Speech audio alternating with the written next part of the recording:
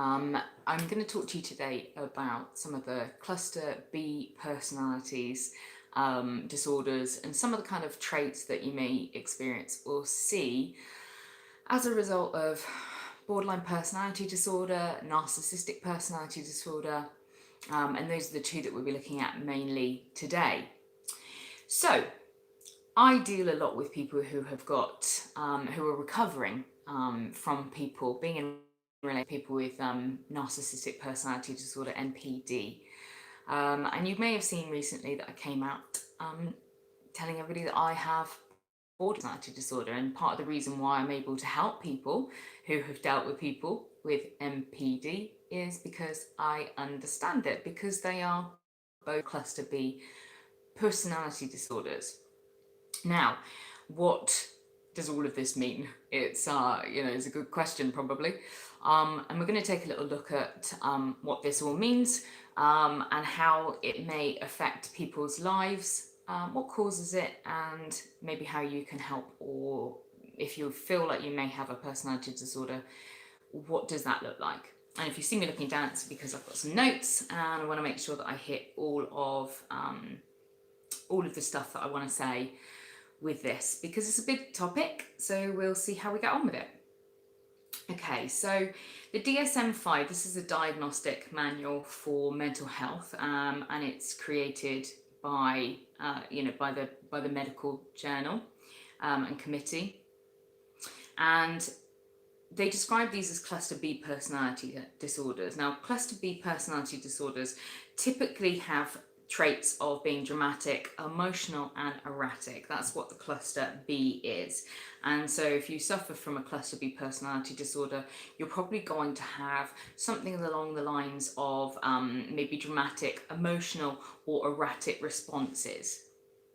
Now, some of the top, that's great, isn't it? Some of the top cluster B personality disorders that you would see, or probably would have heard of, is the narcissistic personality disorder, borderline personality disorder, which has actually now been renamed as emotional unstable personality disorder, or EUPD.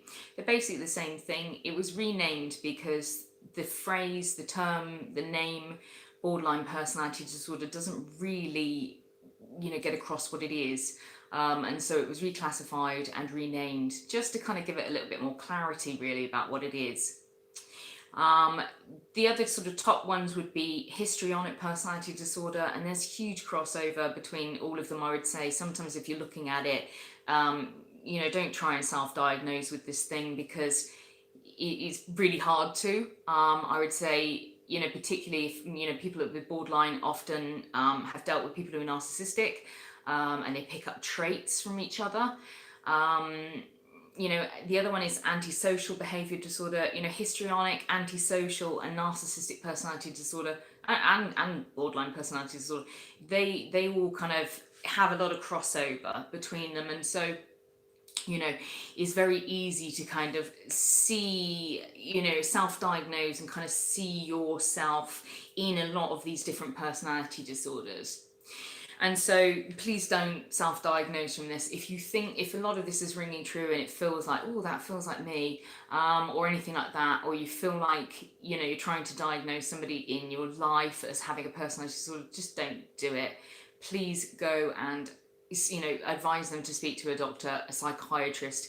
Even psychologists and psychiatrists, many of these people are not able to diagnose these conditions. You have to go to a specialist, and you have to, they're not licensed. A lot of psychologists and psychiatrists are not licensed to diagnose these conditions. So please be aware of that, and don't do the whole kind of self-diagnosis or diagnosis of another person, particularly if you do see some crossover between them.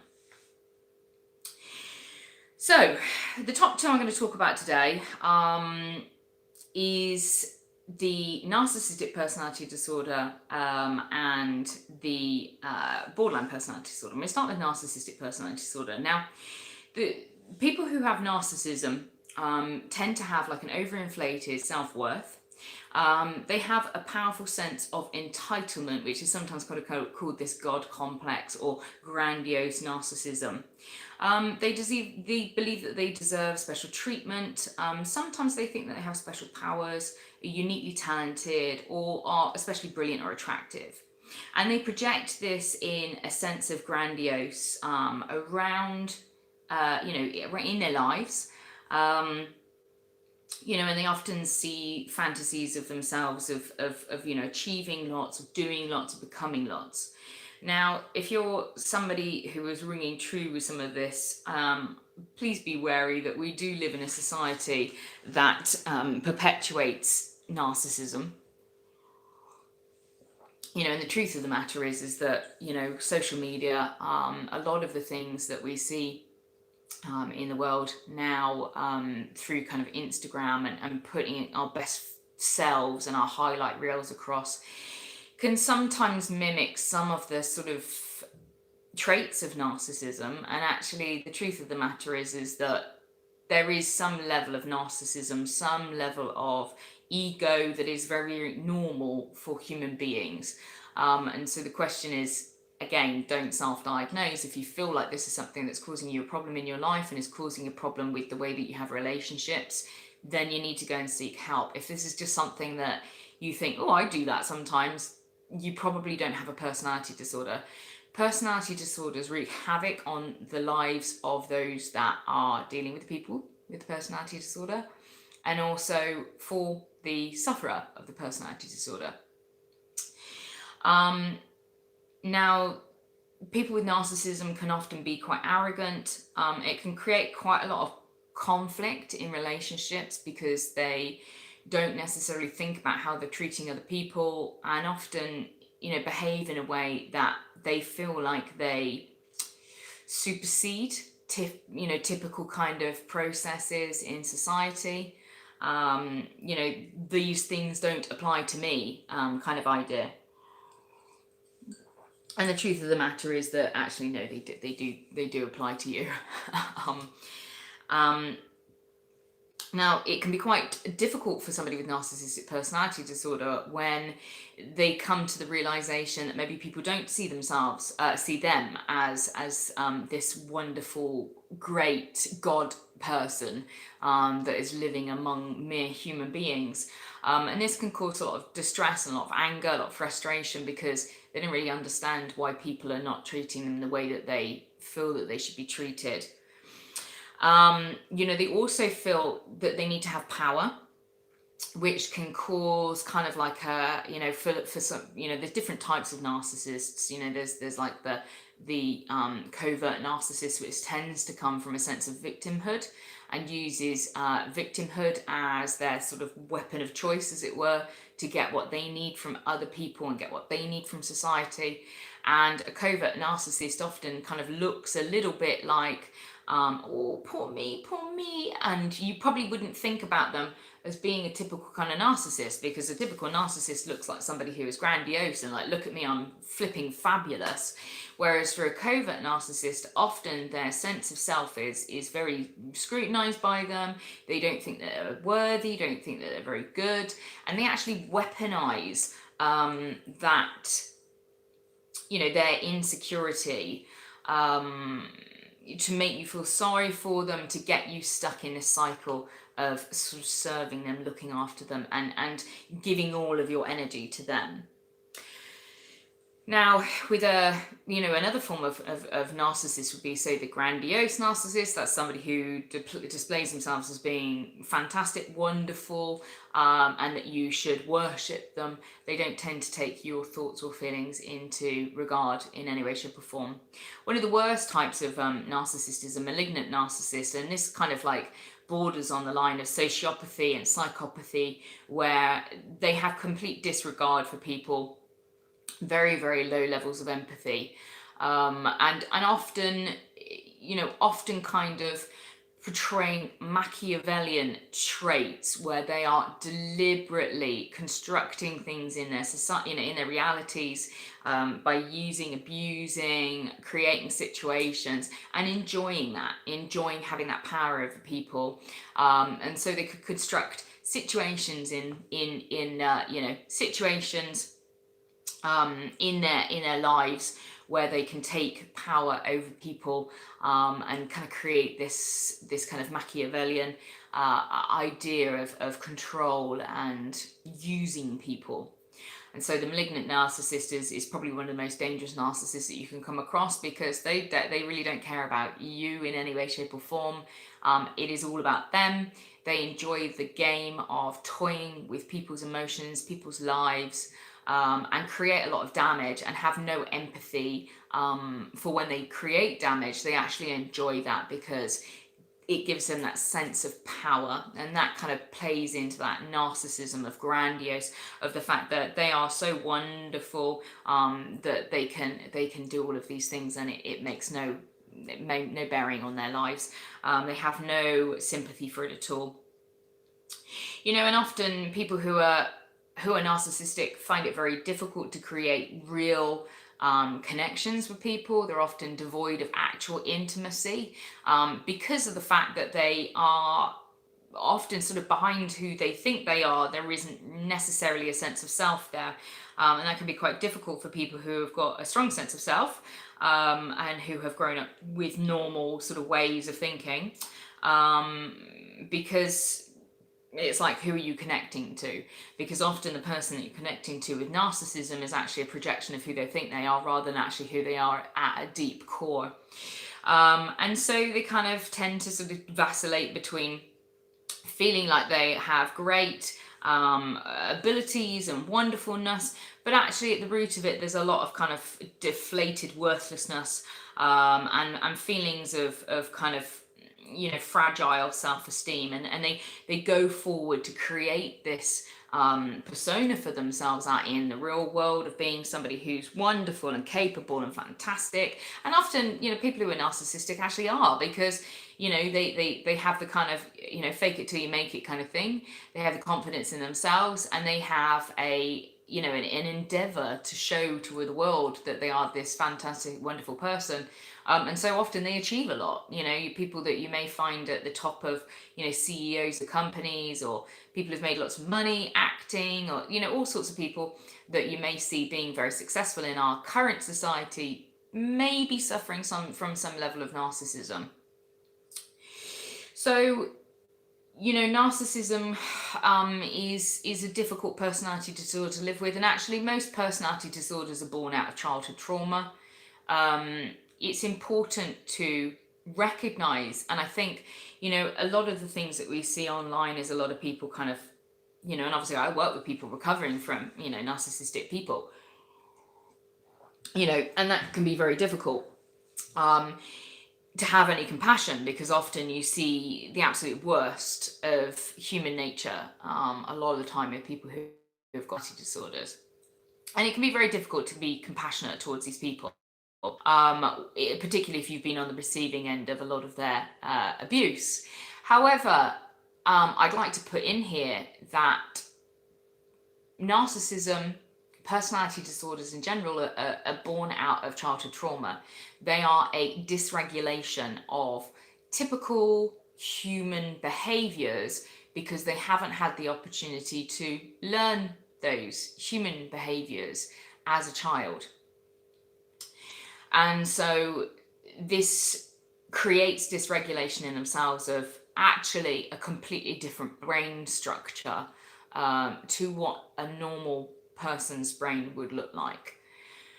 And so it creates dysregulated, brain processes that causes them to have incorrect, probably is the best way to describe it, incorrect ways of processing life, dealing with life, and perceiving things.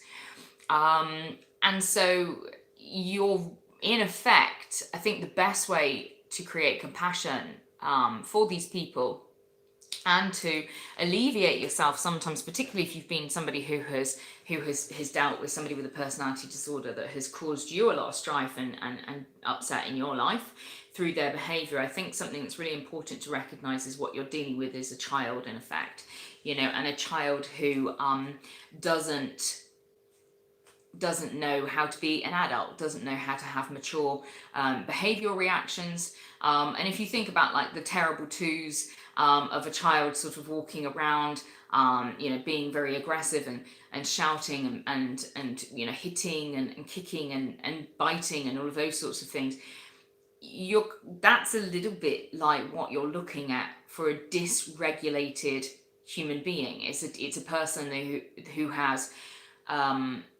not learnt to deal with their emotions and their feelings and their ideas in a regulated, mature way.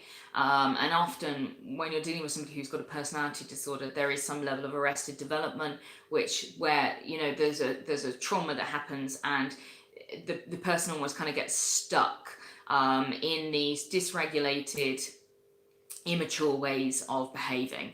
And that's why we see violence and certain behaviors happening with people who've got personality disorders, such as histrionic, antisocial. If you think about histrionic personality disorder, that is almost like a typical kind of like 2-year-old having a temper tantrum. Just got the sun in my eye. It's typical. I'm just trying to move over a little bit. And so thinking a little bit more about kind of maybe being compassionate towards these people, because often they have been through something very traumatic, which has caused their brain to kind of almost get stuck in a childlike loop in a fashion. And you wouldn't begrudge a 2-year-old who's learning to manipulate, who's learning to, if you think about children, they do go through a process of learning to lie, of learning to manipulate, of learning to use, recognizing that they've got a power to be able to use people in some way, shape or form. And we often don't look at children and think, oh God, what a horrible child they are. We teach them not to use these processes and to be good people and to share and to do all of these sorts of things. And often people who have had personality disorders have actually missed out on the opportunity of learning that.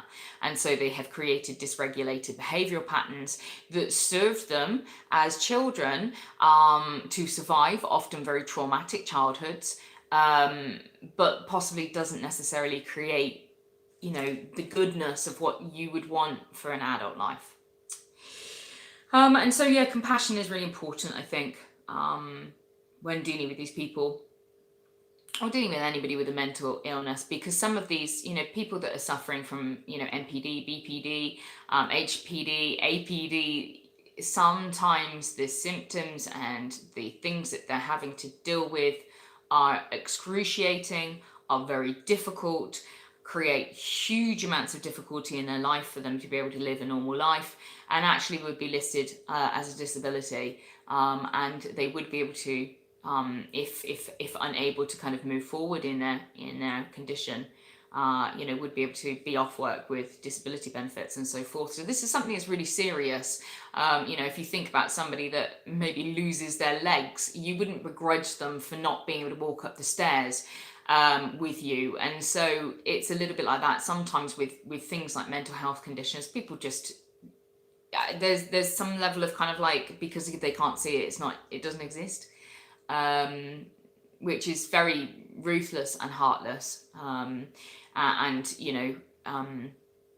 think we need to kind of end some of the stigma and be a little bit more considerate and a little bit kinder to people who have got really severe mental health issues, not giving them a carte blanche to treat you however you like, but certainly sometimes maybe trying to be a little bit more perceptive about why they're the way they are, rather than just thinking that they're toxic or demonic and evil. Some of the things that I've seen online about people talking about narcissists and people with BPD and stuff is crazy.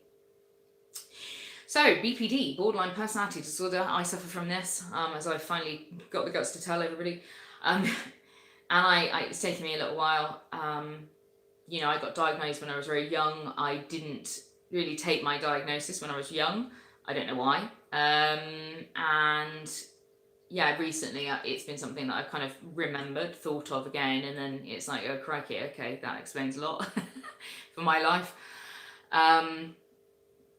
But it is uncomfortable to talk about because it is very stigmatized, and I did question whether or not to tell anybody about it, because there's so much stigma. People think that people with BPD are evil and and awful and horrible people and destructive. And yeah, you know, there are tendencies of those sorts of things, but it's not all that they are. And it's also, you know, people who are untreated. You know, if you have an untreated mental health condition, whether it's anxiety or you know, depression or anything, you know, often we can do pretty destructive behaviors unintentionally. So, you know, again, just because you can't see it doesn't mean it's real. So borderline personality is sort of very, very common. It's sort of, you know, depicted as having intense and unstable emotions and moods that shift fairly quickly. You know, one minute you could be very, you know, and it's the absolute extremes as well. You know, one minute you could be very, very happy, joyous, ecstatic, and then the next minute it could be like in the absolute depths of despair, wanting to kill yourself. And that's really severe. It's a very, very severe scale that people with BPD suffer from, which is why it's been reclassified as EUPD, the emotional unstable personality disorder, because it's you know, categorized by that.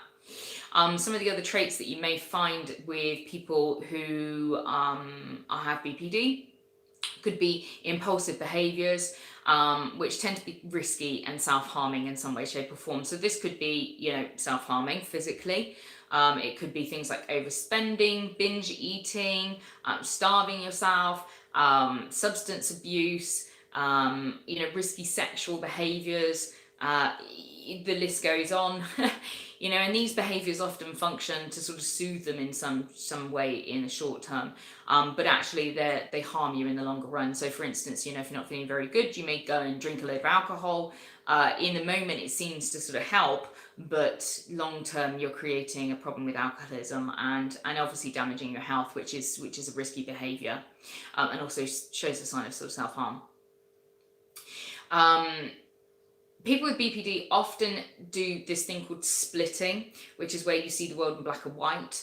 You know, it's either all good or all bad. And this is a very childlike kind of behavior. If you look at it, if somebody does something that you don't like, immediately that person is a bad person, in comparison to taking up kind of all the grey area and the nuances of maybe the situation that's going on.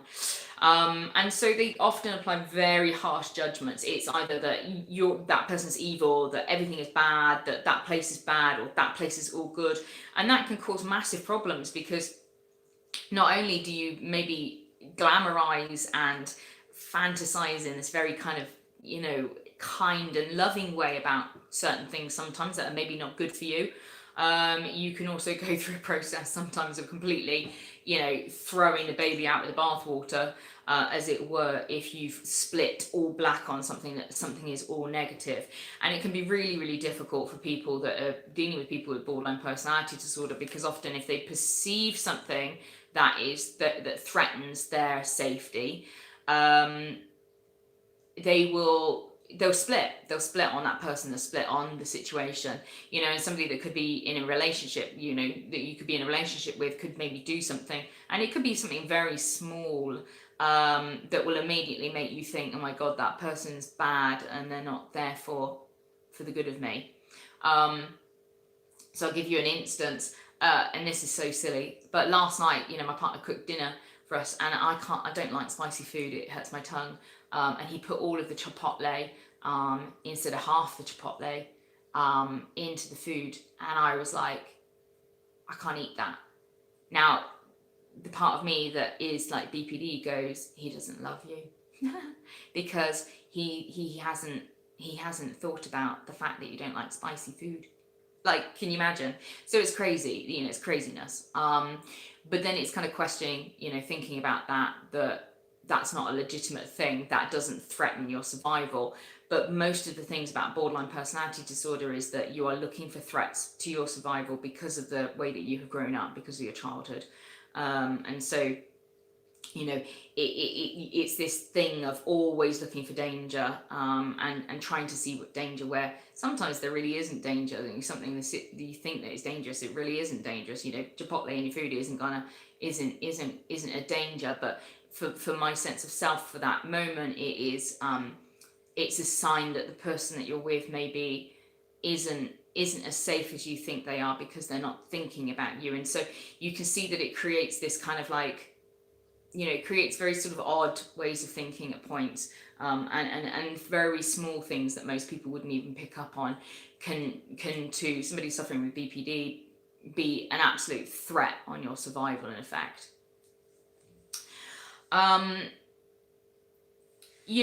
There's a sort of very unstable sense of self as well. Who am I? I'm not really sure. Which can be really difficult for people with borderline personality disorder, because who are you? Which can be really difficult. I don't know how to answer that question. So I can't, perhaps other people that don't have BPD have a more stable sense of self. I don't know. But for me, I don't really know who I am. And that can be really difficult, because often I kind of morph into the people that I'm around sometimes. I take on traits from other people and behaviors, and that can be really difficult, particularly if you're not around good people. And there often is a draw between, people with BPD and people with NPD. You see these, you see these relationships going on all the time, and it's just like, oh Christ. And the behaviors get worse, just, particularly BPD. I always sort of say, I match you and I give 10%. So it's like, if you're good, I'm good, and I give you 10%. If you're bad, I'm bad, and I'll give you 10% extra. And that can lead to catastrophic situations at points if you're not aware of yourself. I mean, this is talking about somebody who, talking about behaviors when you haven't been through therapy. People who've been through therapy for NPD or BPD can kind of rectify the dysregulation, because these personality disorders are dysregulation. So if you can regulate it, if you can learn to regulate it, you can live a normal life, in effect. Yeah, it's possibly more difficult, well, definitely more difficult, but you can, there are ways of rewiring your brain, in effect, because what you're dealing with personality disorders is a brain that hasn't been wired properly. And there's therapies that can be out there to help you. So, people with an unstable sense of self can have real difficulty being consistent, because obviously it's like you haven't got this integral thing about who the hell you are. So, it could be moving lots from different things, changing careers, lots of different relationships, changing friendship groups, all of those sorts of things, which can again really cause problems for people who've got mental health issues, because they need stability. They need to feel like they have a secure place to be and to live. So yeah, BPD, you often see this kind of like very polarized way of thinking, very intense emotional reactions, self-destructive behaviors, difficult relationships, often seeing, threats where possibly that other people wouldn't perceive a threat. And it can be really, really difficult for people with personality disorders to try and live a normal life, particularly when you are partaking in kind of self-harming, risky behaviors, which can be really difficult for the people around you to deal with and put up with, which often sees people losing family members, friends, which again just kind of plays further into, their issues. Part of borderline personality disorder is a really big fear of being abandoned and losing people. And unfortunately, it tends to manifest quite a lot of the time in people with BPD's life, because their behaviors are erratic. They split on people. They do this black and white thinking. They can do lots of toxic behaviors. And so it does lead them, people being drug addicts and alcoholics and things, often it does lead people to abandon you because you're really difficult to be around. And so it compounds the issue. And often people can go into a thing called quiet BPD, where they put a mask on and they pretend they're okay, and these behaviors come out in some other way, shape or form, often privately when they're at home, which creates a really, really difficult state for these people, because yet again, they are fearful of telling anybody. They are stigmatized if they do. Their behaviors are stigmatized, and they're very, very misunderstood. So, I mean, we're at half an hour, so you know, I don't want to go on for too much longer, but I do want people to recognize that these behaviors, these personality disorders are born out of childhood trauma. These people have been through a lot, enough, and probably, maybe, I don't know, worse than what they have maybe put you through being friends with them or having them as your partner. These people need help. There are therapies like dialectical behavior therapy, talking therapies, intensive CBT, neurofeedback sessions. There's all types of help for people that have got personality disorders to help them re-regulate themselves. And really, if you recognize with compassion that most people who have got these mental health issues, it's been born out of childhood trauma. And if you recognize that you're dealing with a frantic, terrified, sick child, a lot of the time when you're dealing with people with personality disorders, you can have a little bit more compassion towards why they're behaving the way that they are, and help them to learn to regulate and stabilize their behaviors to go forward to have successful lives. And you know, we're talking about the bad things here of personality disorders. There's a lot of good things about personality disorders, a lot of good points of these people who suffer with different personality disorders. You know, with one hand it gives and with one hand it takes away. I focus a little bit more on the negatives today, but I think it's important that we do sit down and we talk about the positives of these things, so we can get a more balanced view of the good, the bad, the ugly, and maybe ways to help yourself. So I'll sign off now because we're at 30 minutes, but I hope you enjoyed that little chat, and sort of looking a little bit more in depth into personality disorders in a more sort of, typical kind of diagnostic fashion. If you guys are interested in this and you want to learn more, leave me a comment or something down below. I'm quite tentative to talk about it because I'm still kind of processing, sort of telling people, really. But if it's something that can help you guys, particularly if you suffer from borderline personality disorder, if you want to hear more about my experiences or anything like that, let me know. Leave a comment below, give me a like, or a thumbs up or something. Please subscribe to the channel because it helps me to get seen by other people.